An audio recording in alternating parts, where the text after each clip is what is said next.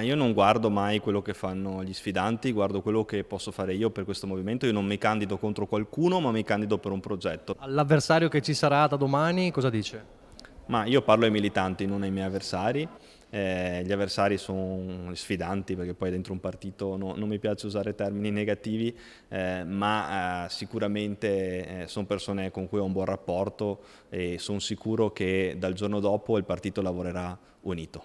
Fra poche ore saprà con chi dovrà sfidarsi ufficialmente, anche se gli scommettitori danno ormai Franco Manzato certo come suo avversario per la guida del Carroccio regionale e Roberto Marcato verso un passo indietro che solo fino a un mese fa sembrava impensabile.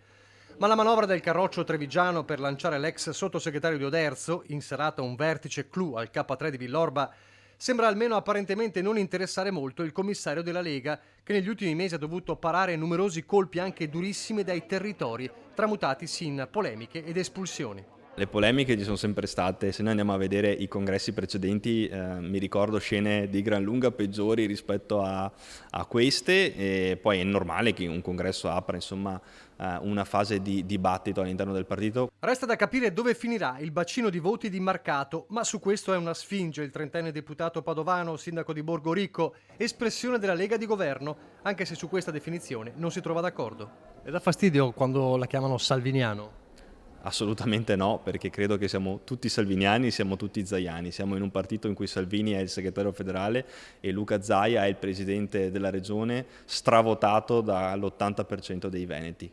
Per noi sono assolutamente un orgoglio e per la Liga Veneta è assolutamente un orgoglio. Intanto Stefani ha già scaldato i motori per sabato, postando su Facebook i 15 punti del suo programma da segretario, anche e soprattutto per ricucire quei rapporti territoriali deteriorati da tempo. Tra questi, la nascita della giornata del militante, il segretario in sede regionale ogni venerdì per ascoltare tutti i leghisti dai vertici alla base. E poi l'organizzazione annuale di una festa regionale della Lega, coinvolgendo tutte le province, e un notiziario mensile con le attività di parlamentari ed europarlamentari, ma anche sindaci e consiglieri regionali, così che i militanti sappiano cosa si fa e possano avanzare suggerimenti. Altro fronte, costruire il partito e la classe dirigente del futuro. Ecco allora i punti sulla creazione di una scuola di formazione tecnica e politica della Liga Veneta. Infine, l'identità. Cicli di serate sulla storia del Veneto e del popolo veneto e un tour da organizzare città per spiegare a tutti l'importanza dell'autonomia.